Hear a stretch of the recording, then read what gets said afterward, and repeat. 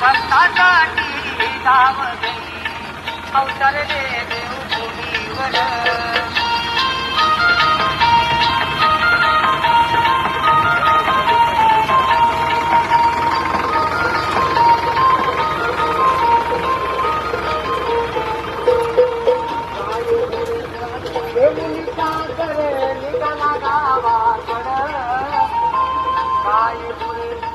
येऊनिचा तर निघाला गावाकडं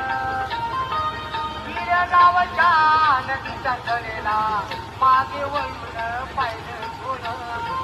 गिरगावच्या नदीच्या कडेला